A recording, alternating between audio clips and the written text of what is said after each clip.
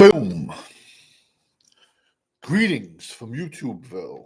Once again, Danny Savage, Draft Guru, coming at you with five. Uno, dos, tres, cuatro, cinco. I know enough Spanish to get slapped. 5 prospects for the 2025 April draft. We are at 590.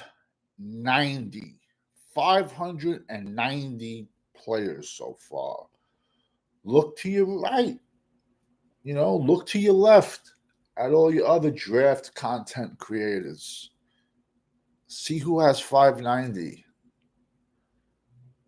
And on an off week, still the best beard on YouTube.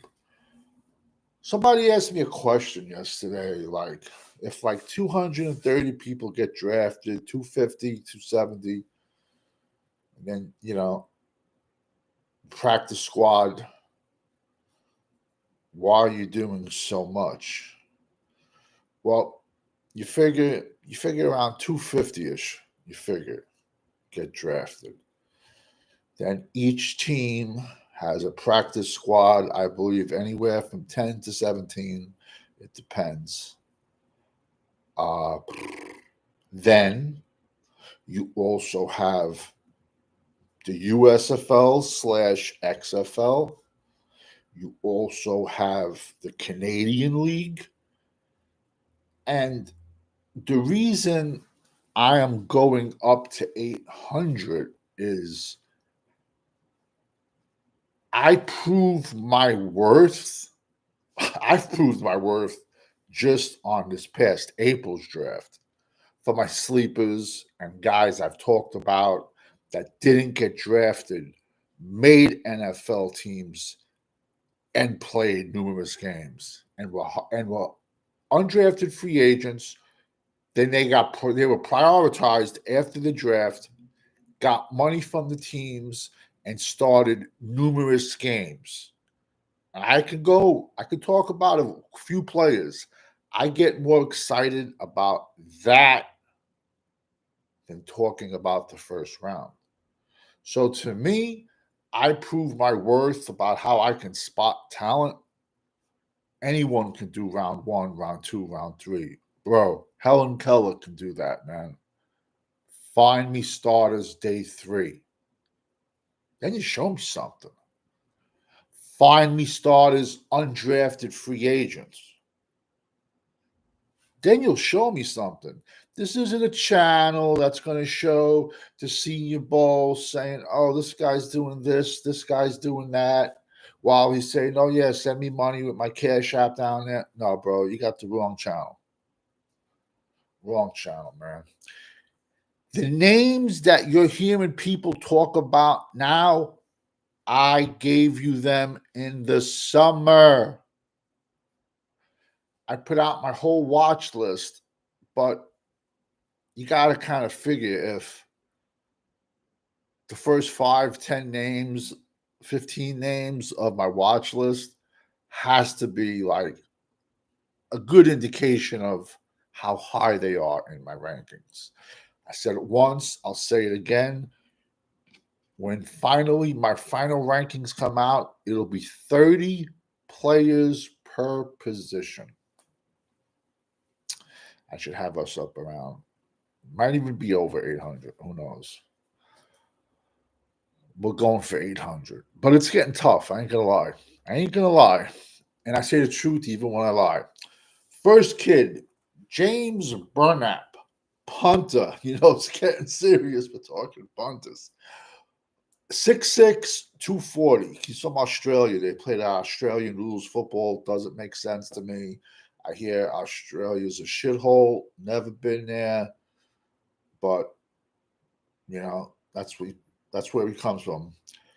Alabama. He's a punter for Alabama. The thing that I like about him is in his 4 years there, his average started at 39 yards per punt, and he went up to 46.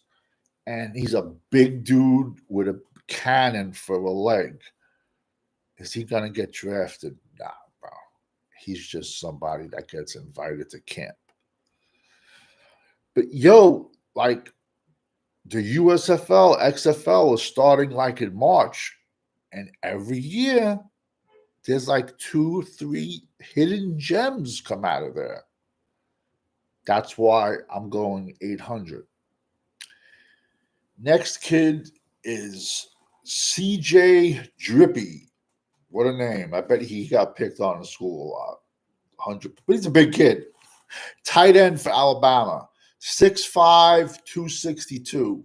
He's one Thanksgiving meal away from being an offensive tackle. Listen, this kid has one touchdown in 4 years. He has 21 catches, 260 yards, and 0 touchdowns this year. He's just basically a run blocker. And that's not a bad thing. In the normal NFL, usually every team carries 4 tight ends, 2 run blockers, 2 pass catchers that can do both. Like I said, he's 6'5", 262. He's 1 meal away. He's like 2 meals away from playing offensive tackle. But a lot of guys have played a decade in the NFL being a run blocking tight end, because the difference between a college tight end and an NFL tight end is your ability to block.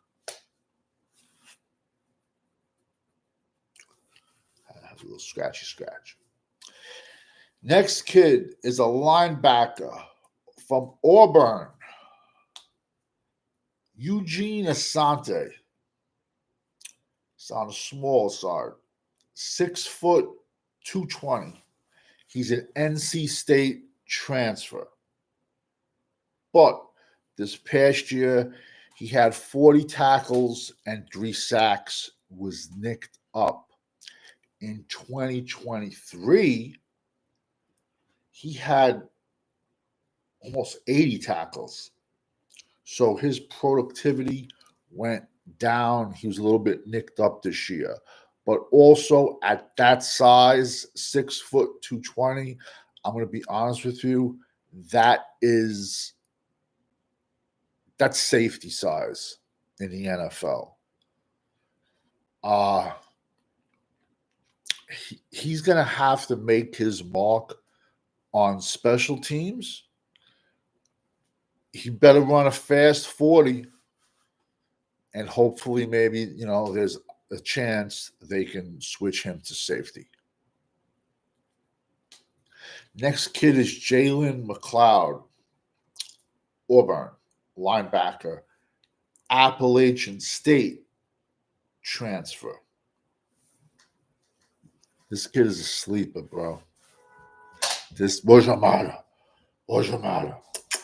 Come on, Dada. What's your matter? Oh, that's a big stretch. Oh. It's my 100-pound monster. I should put him on the computer, man. You get like 1 million likes. What are you doing? What are you doing, killer? This morning he had a pound. That's 16 ounces of salmon and a whole bowl of blueberries. Yo, the guys with dogs, bro, forget about giving them that probiotic shit. Yo, for the same amount of money you're spending on probiotics to give to a dog, you can buy the same amount in blueberries from Amazon. And then blueberries are great probiotics for humans, and they're also great probiotics for dogs. And my particular dog has allergies. They get allergies, but with grain. But if you give them blueberries, it's better than the bullshit they're giving you in a can. All right, long story short, Jalen McLeod, linebacker, Auburn. He's an Appalachian State transfer. 6'1", 245. I have this kid down as a sleeper, and I have 1, 2, 3. I got 4 stars next to his name. 6'1", 245. He had 69 tackles and 8 sacks on a very shitty Auburn team this year. This is a kid who can surprise people. And when I say surprise people, I'm not saying he's going to be a first round draft pick. I'm not saying he's going to be a second round draft pick. I'm not. I'm just saying he's a kid that is going to latch on somebody's practice squad. And don't be surprised you see him on making the roster and playing special teams. But 6'1", 245, I like my linebackers big. I'm sorry. I just do. And this kid has the production. Listen, App State plays all monsters, but he transferred to Auburn and he had better stats. But still, App State monsters. App State used to be, everyone used to piss on them years ago. Not no more, bro. All right, next kid is Trey Widget, offensive tackle, Indiana. 6'7", 325. He's a Wisconsin transfer. Bro, this kid's played left tackle. He's played right tackle. He's played left guard, right guard. To be that size and to have played that much, have that position flex, like I said, people, the more things you can do, the more valuable you are to the organization and the more valuable you are to the coaches. What's up, Jay? How's everything going, bro? Jay, stream while I was at work. Keep up the good work, bro. Thank you so much, Jay. Thank you so much. Who else we got in the chat? Dallas fan 1997, Leslie Frazier. What's up, everybody? Thank you for jumping in the chat. Thank you, Leslie. We were just throwing out 5 guys on our way to 590 for the year so far, on our way to 800. But Trey Widget, from, like I said, when you're 6'7", 325, and you've played 4 positions on the offensive line already, and this kid has a lot of games under his belt, he's going to catch. There's some old offensive line coach sitting in a room watching his videos that go back to Wisconsin that says, I can make something out of this kid. And here's another proof where I argue with people.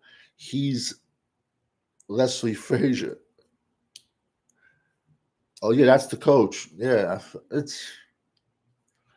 I don't even know if we're gonna get him, bro. It's even tough talking draft when we don't even have a coach. You know what I'm trying to say? Like, because we don't know what the coach wants. It's extremely tough. But I'm just talking draft in general. Like yesterday, I did a mock draft with Dallas, but it was just like a comical one with everyone Dak likes because I don't have a coach. I don't know what defense you're going to run. I don't know what kind of offense you're going to run. But we still kind of know what teams the people need. All jokes said, heard you talk about Jackson, who used to play for the Utes.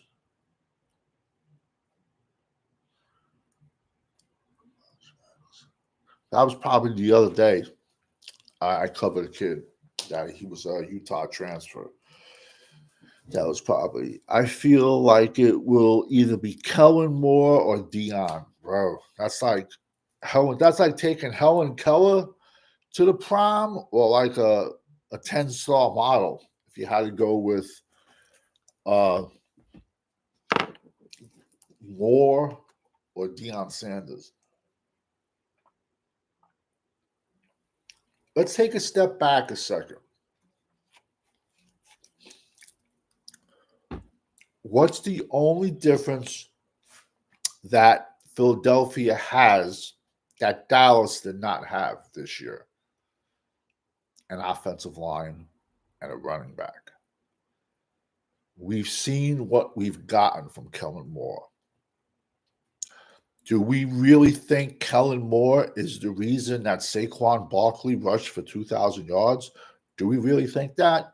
Or it's not the 5 monsters they have on the offensive line?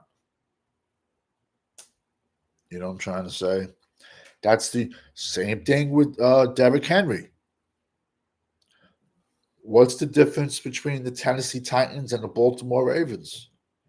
Offensive line and a quarterback. So, like, Kellen Moore, that would be rough, man. That would be rough.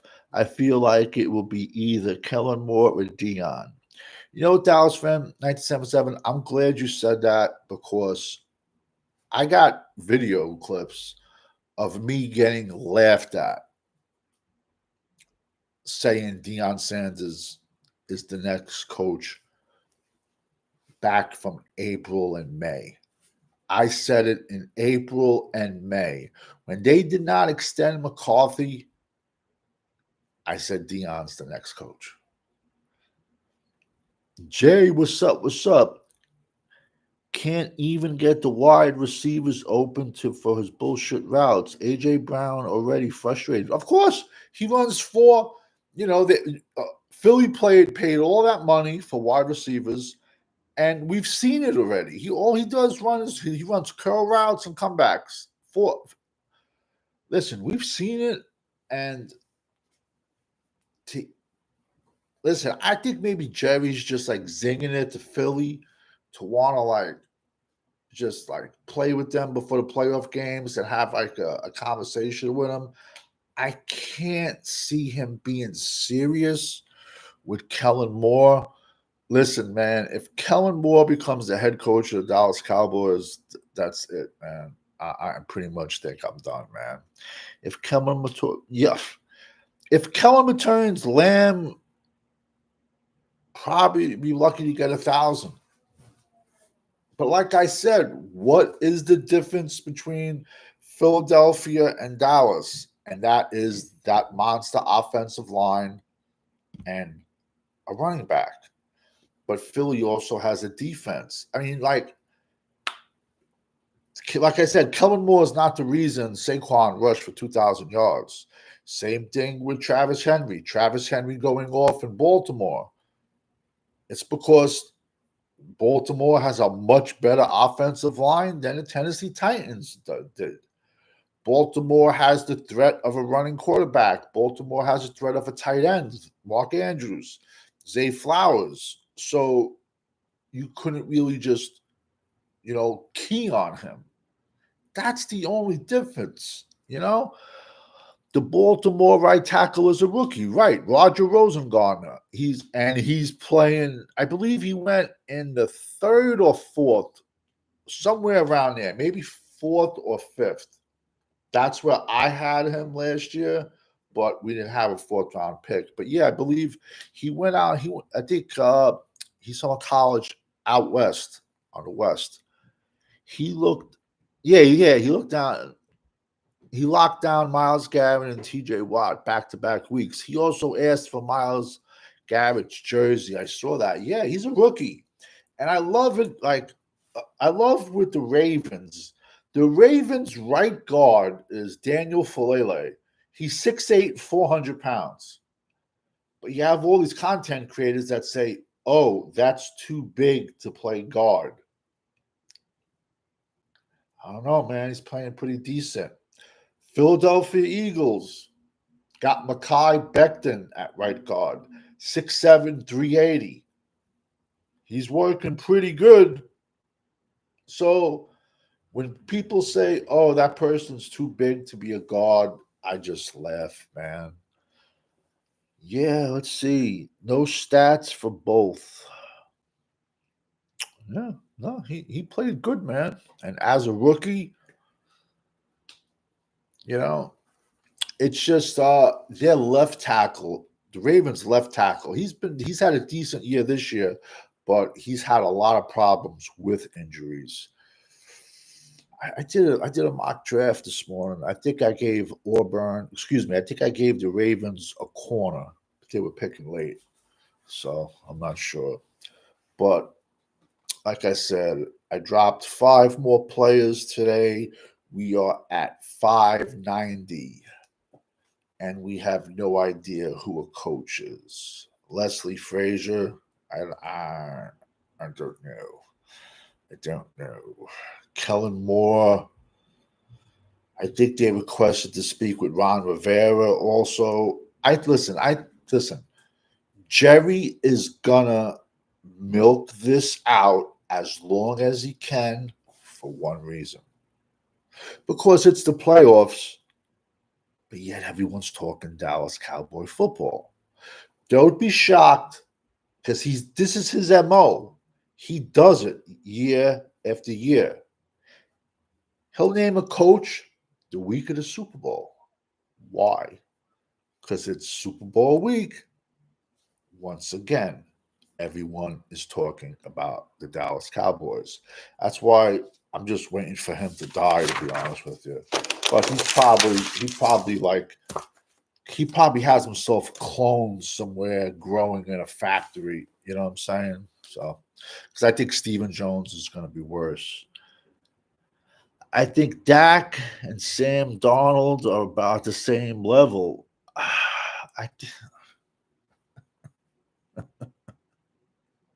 everybody knows how I feel about Dak, and it is what it is, and we just got to eat it for the next 4 years unless they take it on the chin. You can clear his salary. It's going to cost you $103 million on the books for 1 year to get rid of him. But if you're not winning with him, why not take it on the chin for 1 year and get 100? Take it on the chin. You're gonna have a shit. I got a very bad feeling 2025 is going to be worse than 2024 for the Dallas Cowboys. Keep up the suspense and the head. Keeps the suspense and headlines. Yeah, of course. Jerry's not stupid. Jerry's not worth $13 billion for nothing.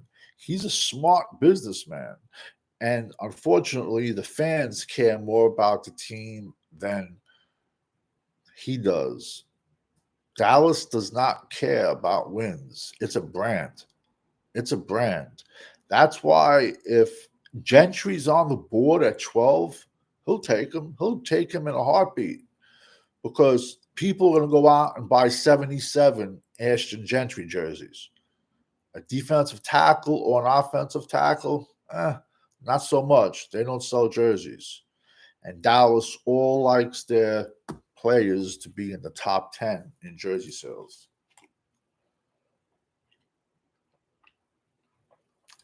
It is what it is. Whatever. Let's see.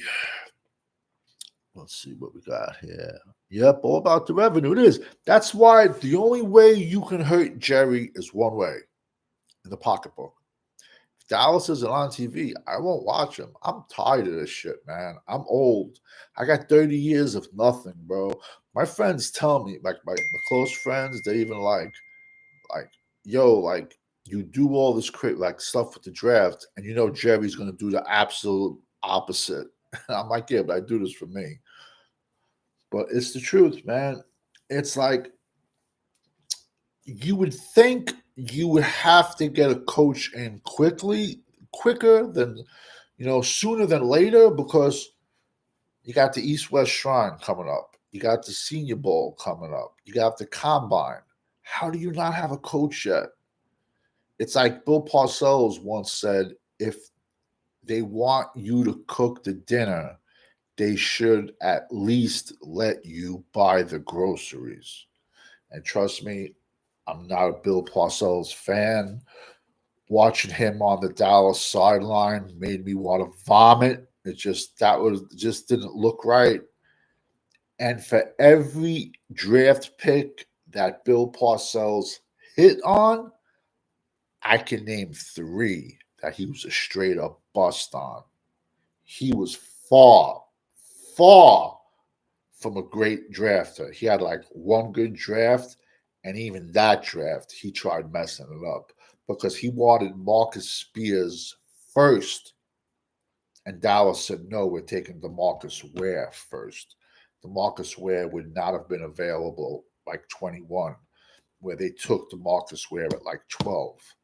And on top of it, Parcells wanted Sean Merriman, who was a monster until he flamed out. Bill Parcells screwed up 2000.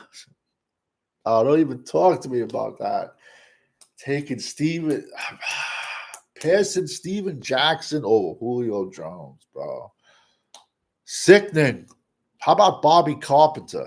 He only drafted him because his father played for him with the Giants. His father was a fullback when he coached for the Giants. How about that draft pick? He never even started, man. His highlight was getting Mark Colombo knocking him on his ass in Hard Knocks. You got to check that out. Like Bobby Carpenter tried blitzing just on a regular drill, and Colombo just blasted him. I got a lot of respect for Colombo watching that. Listen, everyone, you got to check into the Frisco Report. That's on Wednesdays, Thursday nights. They give you good Dallas knowledge. You got Cowboys Corner. He usually comes on Saturday nights. You got Fifth Quarter Cowboys. He comes on Monday nights and Friday nights. We got Cowboys Champ dropping some info. We got Cowboys Fiend. He's a big Trey Lance fan, but Trey Lance is a big 0.0 for Dallas. He was a waste of a fourth-round draft pick. We got 1980s Cowboys spitting out knowledge. And we got Eshawn, Hollywood's newest up-and-coming producer at Paladonian Films Production. That's true. Bill Parcells made some questionable calls, but I do believe he would have had that too. Yeah, he was. Listen, man, I can't see. I'm going to be honest with you. Anyone that goes to Dallas is pretty much going to Dallas for a paycheck because you have no say in no matter. But he, say what you want, he gave Dan Quinn a lot of stroke. The 3 seasons Dan Quinn was with Dallas Cowboys, he ran that draft room. He ran it. Look at how many draft picks Dan Quinn drafted. Straight busts. Busts. Yet I don't know why Jerry thought Dan Quinn was going to turn around his team. Dan Quinn only drafted like 8 defensive linemen. Dan Quinn set this team back about 3 to 4 years.